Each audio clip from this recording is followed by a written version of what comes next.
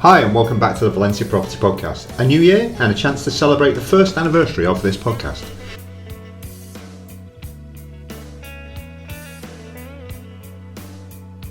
The big question this year will be, what developments do we have in store as our big idea for this year after this podcast was so well received in 2022? And the answer to that is, well, I'm not sure yet. As 2022 was our most successful year so far, the main idea should be just to keep on keeping on, right? I assume, anyway.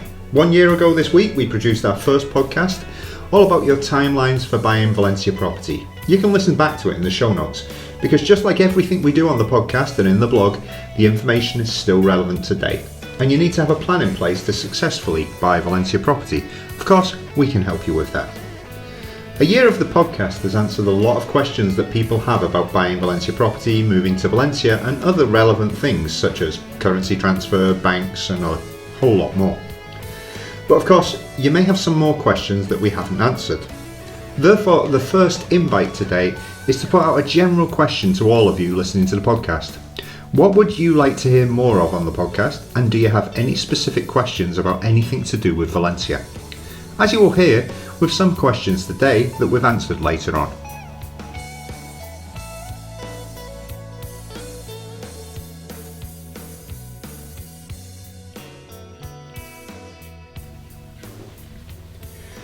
The first part of the podcast is to direct you to our latest blog posts, of course, and you can find all of the links in the show notes. We started the month with the long trail post about craft beer in Valencia, and we've already had thanks for this one from people taking up the recommendations and following along. Not in a bar crawl type of way, as that would be it'd just end messily. When the beers are as strong as some of those featured in the blog, that might happen. But in a which place should we try this weekend type of way. A lot more civilised if you ask me. And that's asking me, by the way. I couldn't try many of these beers because, I'm just allergic. We then did a post based on the last podcast, which came out at the start of December, about what happened in the Valencia property market in 2022, but with more details and stats. It's interesting to see the movements in the market and how it's been affected by the interest rate rises and more. And it gives you a good idea of what's likely to be happening as we move into 2023 too.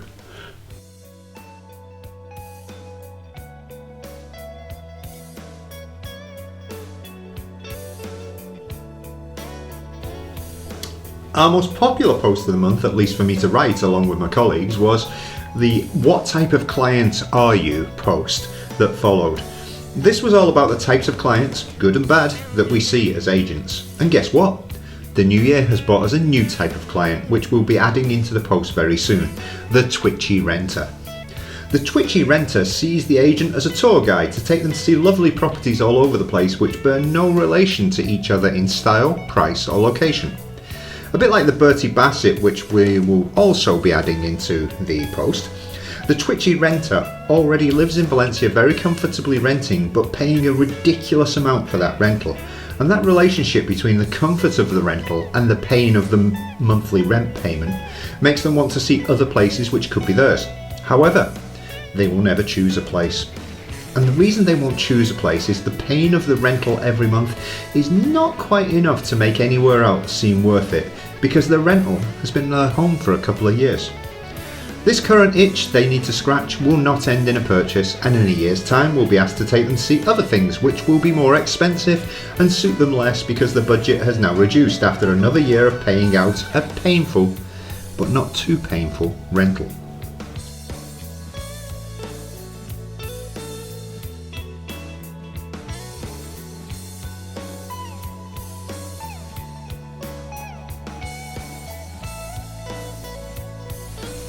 The final post of December was all about the best posts we've written during the year and an overview of some of the best images from the year too. We looked back month by month at the most popular posts from each month and photos we'd taken during that month. And again, you can see that in the show notes.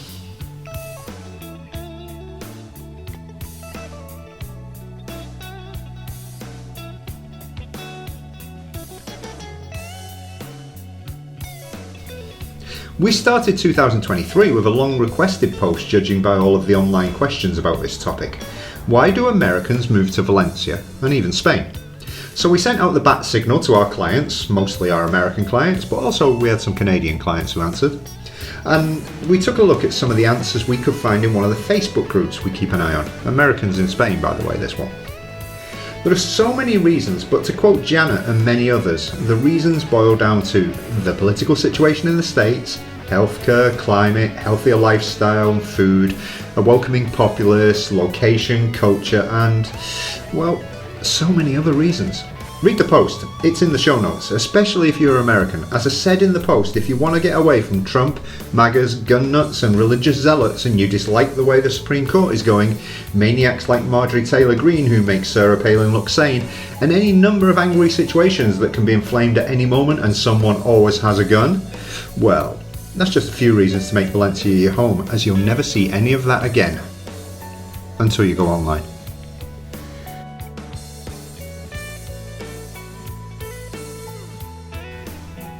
Now let's take a look at some of the questions and answers for this month.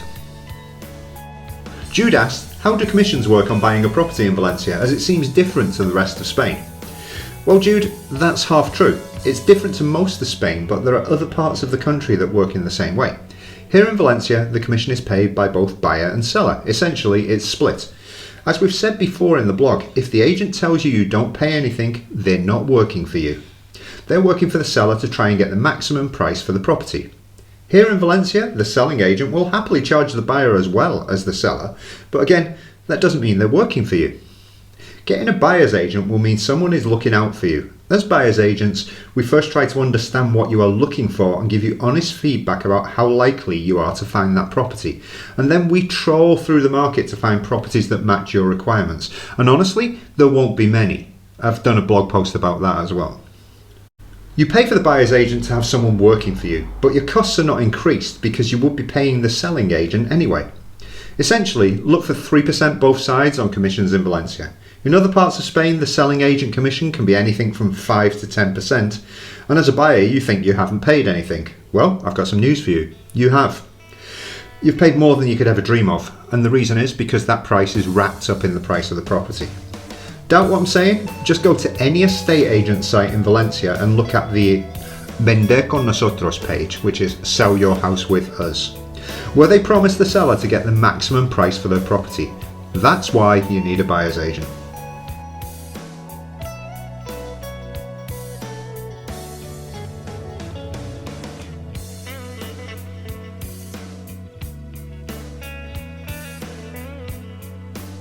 Eric asked, is it easy to get a job in Valencia?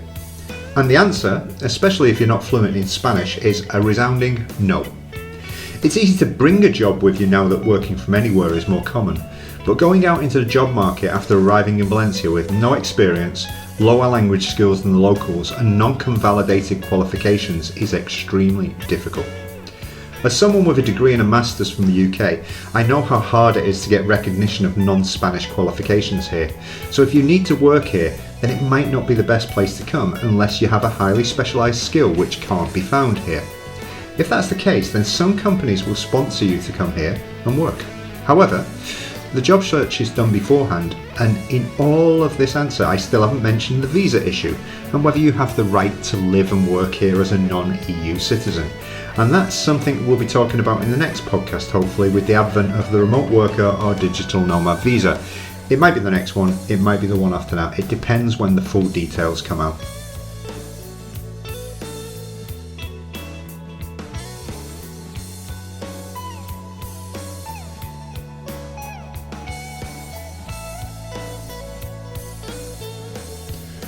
Serial Valencia Property Contest winner Dave asked, hi Dave by the way, asked, are apartments on or nearer the ground floor level cheaper or more expensive than those located higher up? Assuming like-for-like spec, of course. Well, the answer to that is, it depends on a few factors, but the main one is whether there is a lift in the building. If there is, then the highest flats, the penthouses, are more expensive, whereas in apartments without a lift, the higher you go, the cheaper the property. With a lift, the higher floors are not really more expensive until you get to the apartments with terraces, especially the penthouses, or as they're known here, the attics. One of the other factors can be light. If there's less light at lower floor levels due to narrow streets or shadow from neighbouring buildings, then lower floors are often cheaper. Some Valencians like middle floor flats as they're better insulated by the flats surrounding them. but others feel that there is more noise on middle level flats from above, below and the sides, so don't like them. Horses for courses really, but basically no lift means cheaper the higher you go.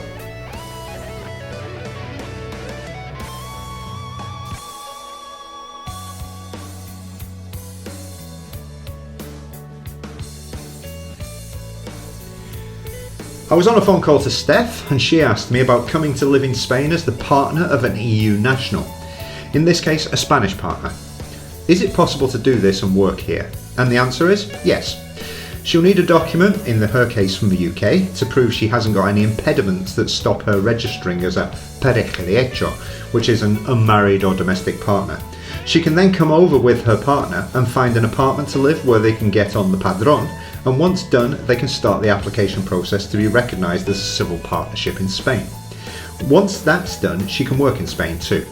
Steph was looking at the digital nomad visa as an option as well, but as we're still waiting for details of that, of course, end of March is the final date apparently, this process for the pareja de hecho is a lot simpler. So if you've got an EU partner, well, it's easy to do.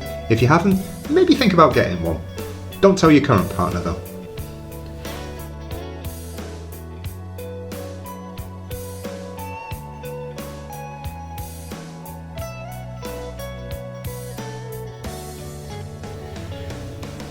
Eugene asked me about prices in and around Valencia last year, as well as a prediction for 2023. Well, prices in Valencia went up on average by about 10.8% according to Idealista, and 6 to 7% according to the Instituto de Estadística, the INE. So it totally depends on which figures we take as gospel, and we never take figures in Spain as gospel because there are 3 or 4 other stats which come out and they are all variable as well. You get one from the notary's office, you get one from the property registry, there are all sorts of things and they all differ. But let's just say between 6 and 11%. However, the rises weren't uniform of course. Prices were up just 2.4% in Algiros, for example, an area of Valencia, and 18.3% in Quatre Carreras on average. The reason is, in Quatre Carreras there's a lot of new builds which are more expensive. Outside the city, the figures are frankly mad. Tabernas Blancas went up by about 50.4% last year according to Idealista. Now can I just say at this point, that's rubbish. They didn't. They were asking prices to start with, and as there is such a small sample size in a town of this size, a few higher priced properties being put onto the market can have a huge influence on the averages. However, we can see that the area on the metro line to the north of Valencia has had the largest rises, and we think we know why. Mercadona's announcement of their new headquarters, which they are currently building to the north of Valencia, the supposed new Volkswagen Gigafactory for making batteries, which is going to be built in Sagunto, and other planned large job-creating projects to the north of the city are having a huge effect in that area. As regards what may happen in 2023, I honestly don't know, but there are a few hot takes which may influence investors' minds. Prices in Torrent are still 50% below the historic maximum price set in 2008, just before the financial crisis. And in Pobla de Fanals, it's also 44.6% below that of the 2008 figure. But prices have risen there by 13% this year. By the way, Pobla de Fanals is also in the north of Valencia area, near to the new headquarters of Mercadona. Both of these areas are good for investors looking to buy places to rent out because the prices are low and rental returns high due to their proximity to Valencia, their proximity to the new factories that are being built, and their size. Within the city, prices in Valencia on average are still 15.1% below the maximum price recorded, which was in 2008 before the financial crisis. The biggest drop-off at the moment is Benicalap, but here's some local knowledge for you that is a totally false figure. It's 33% below because all of the asking prices in 2011 in Benicalap were for the spanking new tower blocks that couldn't be sold for love nor money because prices have been dropping for 2 years post the financial crisis at that point. But developers needed to recover costs from the build and land purchases and had huge loans from the bank to cover, so they couldn't drop the prices and get rid of them when they were finally finished. Camins al Grau and Benimaclet, at 16 and 18% below maximum prices, still have room to move and plenty of rental demand. Lots of students in those areas. Related to this, Steve asked us about property sales. Did we see increases or decreases in the number of transactions this year? Well, as an agency, we saw increases, as we mentioned in our blog post we talked about earlier about the overview of the market in 2022. Our sales doubled. Now, this wasn't the case across the market as a whole, but we're doing something right, of course, of which this podcast is a small part. Over the year, a number of sales of properties in the Valencian community was near to 100,000. That's the largest number of sales in a year since before the financial crisis. So yes, notaries were very busy. Luckily, we get plenty of answers to my request for questions, so there are actually more of these to come next month. We got plenty of questions. I'll be doing those next month, so if your question hasn't been answered, remember, we do more podcasts.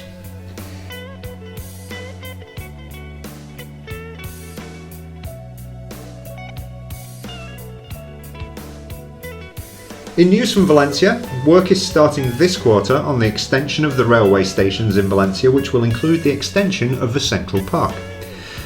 We always say to people, we don't know when this will happen, we could all be dead by then, but it looks like it's starting now.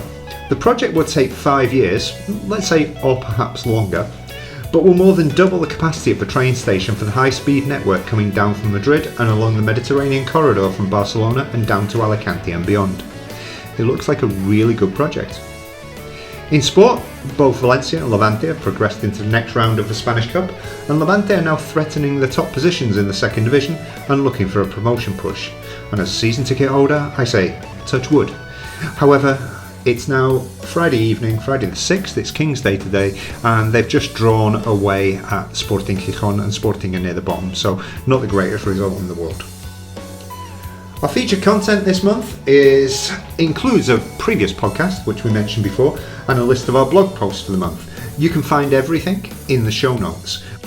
We have the podcast, the original podcast, all about your timelines for buying Valencia property. We have the blog posts about the Valencia Property Craft Beer Bar Crawl, the overview of Valencia property market in 2022, which type of client are you, the best of Valencia property in 2022, and why do Americans move to Valencia. No recommended video this month, but we might start that again next month. Anyway, until next month, we hope you've enjoyed the podcast. The music in the background is by Ghost Drones and Kevin MacLeod, and this is a production of Valencia Property. You can follow us on Facebook, Twitter, Mastodon, Instagram, and more. Yes, we're still on Twitter despite Elon Musk, but moving on to other platforms a bit more. See our show notes, and if you need to contact us, remember that our mail is information@valencia-property.com, and you can also contact us on WhatsApp, and you can find the information about that on our webpage, which is www.valencia-property.com, or for the blog www.valencia-property.com/new. More next month. Hasta la vista, baby.